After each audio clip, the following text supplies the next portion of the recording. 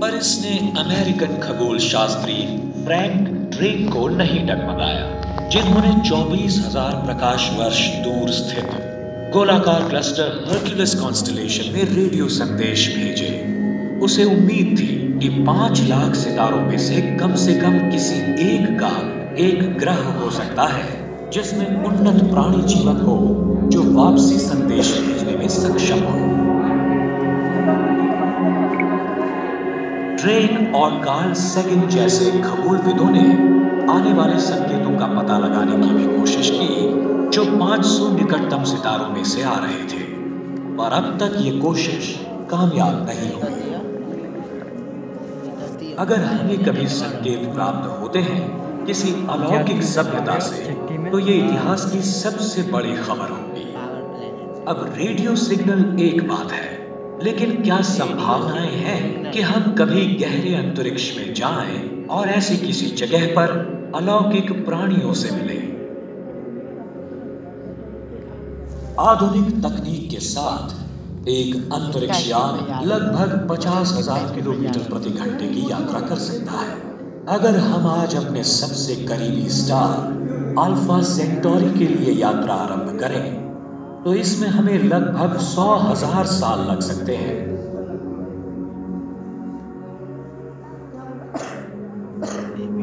लेकिन अगर हम प्रकाश की गति से यात्रा करते हैं तो क्या होगा?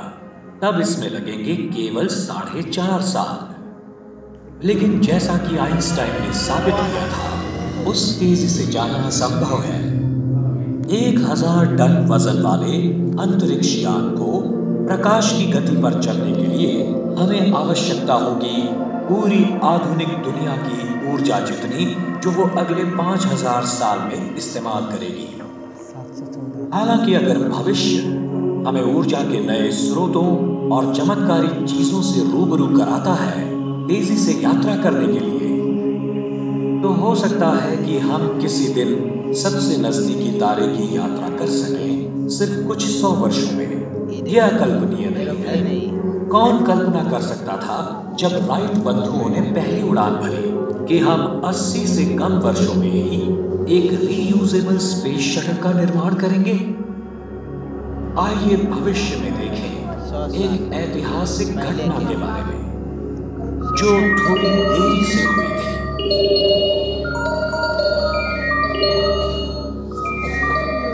हमारा उपग्रह सौर ऊर्जा स्टेशन आज सुबह एक उल्कापिंड से टकरा गया था। माइक्रोवेव ट्रांसमीटर डैमेज हो गया था, पर हमारा रिपेयर स्टाफ वहां टेक्नीशियंस के साथ पहुंच गया है और उम्मीद है ट्रांसमीटर कुछ ही घंटों में चालू हो जाएगा। ऊर्जा मंत्री इस दुर्घटना के कारण बिजली में हुई कटौती के लिए खेद व्यक्त करते हैं। ऐसी गड़बड़ और एक जबरदस्त अंतरिक्ष मिशन के लिए तैयारी जारी है। The Indian space force 1000 ton की स्टारशिप चंद्रगुप्त को लॉन्च करने वाला है, जिसका नाम एक प्राचीन भारतीय सम्राट के नाम से रखा गया है। इसका लक्ष्य है पृथ्वी से परे एक सभ्यता के साथ पहला सीधा संपर्क बनाना। एक ऐसी यात्रा जो 100 खरब किलोमीटर की दूरी तय करेगी। इसका ऐतिहासिक प्रसारण दुनिया भर में देखा जाएगा।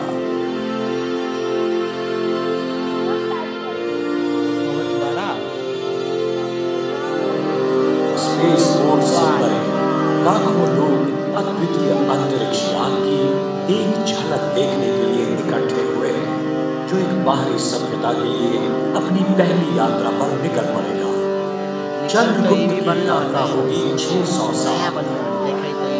गंतव्य स्टार एप्सिलॉन एरिडानी है, जहां से चारों ओर रेडियो दूरबीन है जो दुनिया भर से निरंतर रेडियो सिग्नल प्राप्त कर रही है। सभी एस्ट्रोनॉट्स 123 पुरुष और महिलाएं अंतरिक्ष यान में प्रवेश कर चुके हैं और इसे सील कर दिया गया है।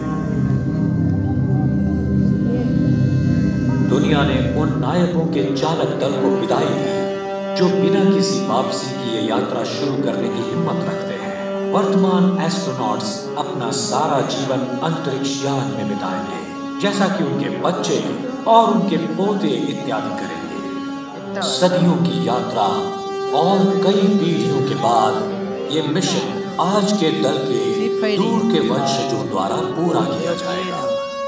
10, 9, 8, 7, 6, 5, 4, 3, 2, 1, take off!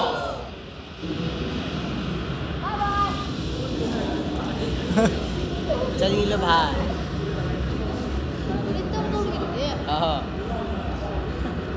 वो देख, ए गिर लो रे, गिर रहा माथा पे।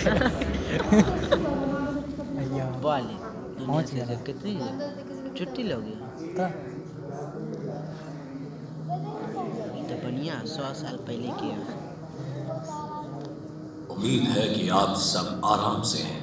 हाँ बहुत। वो एक शानदार लॉन्चिंग थी और अब हम कुछ मन भावन नजारे देखने वाले हैं। सही बोले। हाइपर क्रूजिंग स्पीड पर हम पहले से ही वीनस पर पहुंच चुके हैं। जुपिटर पार करते ही नाश्ता परोसा जाएगा। हम आपको एक रेगिस्तानी ग्रह का अनश्वर दृश्य दिखाने जा रहे हैं। हमारे अनुमान के मुताबिक वीनस की सतह पर तापमान 860 डिग्री फ़ारेनहाइट है। किसी भी तरल चीज का वाष्पीकरण करने के लिए पर्याप्त गर्म, यहाँ तक कि सीसा भी पिघल जाए। बादल सल्फ्यूरिक एसिड से बने होते हैं। जब वीनस पर बारिश होती है, सतह इतनी गर्म होती है कि उससे टकराने से पहले ही बूंदों का वाष्पीकरण हो जाता है। चंद्रमा आगे है लाल ग्रह मार्स। ये भी एक रेगिस्तानी ग्रह है, लेकिन मार्स वीनस की तरह उबलता गर्म नहीं है। इस वक्त इसका तापमान 70 डिग्री है, लेकिन आज रात तक ये 0 से नीचे 100 डिग्री हो जाएगा। आप एक मार्टियन छुट्टी पर पृथ्वी से आए पर्यटकों से भरा एक लोकप्रिय रिसोर्ट देख सकते हैं। ये शायद बारबेडोस ना हो, लेकिन ये दृश्य अतुल्य है। अब हम जुपिटर के ग्रेविटेशनल फोर्स को महसूस कर रहे हैं, और जैसा कि आप खिड़कियों से देख सकते हैं, ये विशाल ग्रह घने बादलों की परतों के नीचे छिपा हुआ है, जिसमें ज्यादातर अमोनिया और सल्फर है। ये ऑरेंज स्पॉट एक हरिकेन जैसा तूफान है जो कम से कम 300 वर्षों से उग्र है। ये तूफान इतना विशाल है कि 3 पृथ्वी इसके अंदर समा सकती हैं। 3 पृथ्वी, 3 को पृथ्वी में समा देते से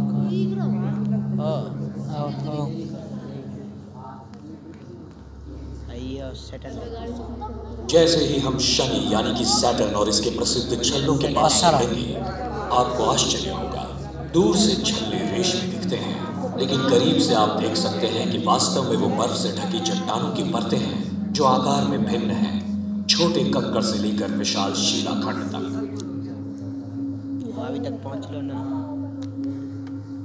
आगे है टाइटन, सैटर्न का एक मून जो मर्क्यूरी से भी बड़ा है।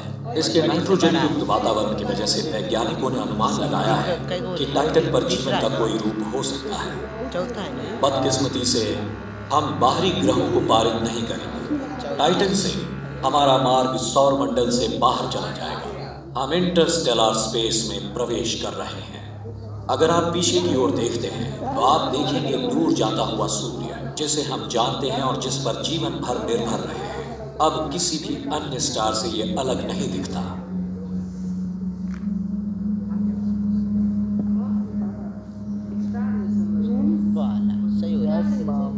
इंटरस्टेलर स्पेस के भूतिया पर सुंदर अपार शून्य अवकाश में दिन मानो उड़ने लगते हैं, और जल्द ही ये चालक दल अवकाश में अपनी पहली सालगिरह मना रहा है। रेडार हमारे पथ में सीधे एक अजीब चीज दिखाता है। हालांकि कोई समस्या नहीं है, हमें मिली है हमारे पूर्वजों द्वारा सैकड़ों साल पहले यहाँ भेजी गई कुछ चीजें। ये है वॉयेजर अंतरिक्ष यान। इसकी सामग्री में पृथ्वी से ध्वनियों से भरा एक डिस्क है। बैक और चक बेरी से लेकर वैदिक भजनों तक सब कुछ। अगर वॉयेजर एलियंस के हाथों लग जाए तो ये उम्मीद थी कि संगीत शायद यूनिवर्सल लैंग्वेज के तौर पर काम आए। और अंतरिक्ष यान चंद्रगुप्त आगे और आगे चलता रहता है। साल दशकों में और दशक सदियों में बदल जाते हैं। नई पीढ़ी पैदा होती है और वो स्पेसशिप में ही अपना संपूर्ण जीवन बिताती है। अपने माता पिता द्वारा शिक्षित होने में और अपने बच्चों को इस मिशन के बारे में सिखाने में और ब्रह्मांड की प्रकृति समझने में। ये इतिहास की वो युवा पीढ़ी है जो अंतरिक्ष में जन्मी है, अंतरिक्ष में ही पली बढ़ी है और अंतरिक्ष शिक्षित है। अपने आप की कल्पना करें इन्हीं बच्चों में से किसी एक के रूप में कि आप एक खगोल विज्ञान वर्ग में हैं और आप सीख रहे हैं ये वाकई चौंकाने वाली बात है कि आसमानी तारे भी बिल्कुल इंसानों की तरह ही हैं। उनका जन्म का समय और मृत्यु का समय तय होता है। कुछ अकेले होते हैं तो कुछ के साथी होते हैं, कुछ छोटे होते हैं तो कुछ बहुत ही बड़े।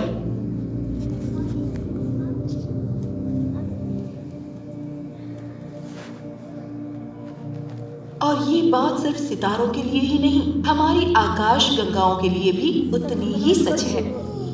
आकाश गंगाएं सभी आकृति और आकार में होती हैं।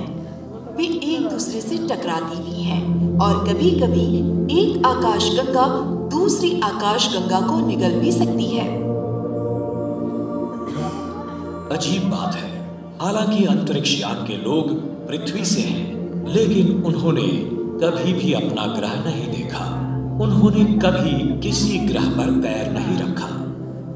अंतरिक्ष यान एक शक्तिशाली दूरबीन से लैस है, लेकिन पृथ्वी देखने में बहुत छोटी है और सूर्य अरबों सितारों में से एक।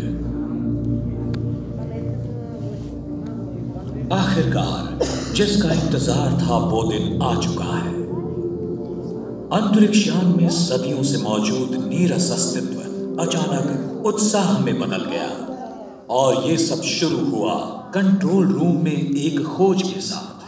देवियों और सज्जनों, मुझे ये घोषणा करते हुए प्रसन्नता हो रही है कि हमने स्टार एप्सिलॉन एरिजानी के पास ये ग्रह देखा है। इससे भी अहम बात यह है कि हमें इससे रेडियो संकेत मिले हैं और हम अपने टेलीस्कोप को कैलिब्रेट कर रहे हैं ताकि हमें इस ग्रह की डिटेल्ड इमेजेस मिलें। ये निश्चित रूप से प्रतीत होता है कि हमें बुद्धिमान जीवन के कुछ रूप दिखने वाले हैं जो सपना हमारे पूर्वजों ने देखा था। क्या लगता है ये ग्रह कितना बड़ा होगा? ये एक बहुत ही छोटा ग्रह लगता है।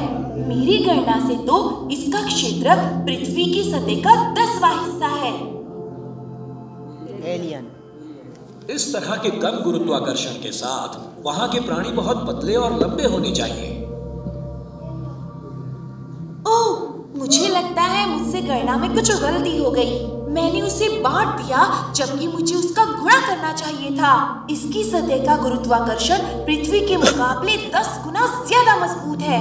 यानी हम छोटे और मोटे प्राणियों से मिलने वाले हैं। ये बहुत ठंडे ग्रह जैसा दिखता है। हो सकता है इनके बदन पर फर हो या फर जैसा ही कुछ। जो कहना सुंदर।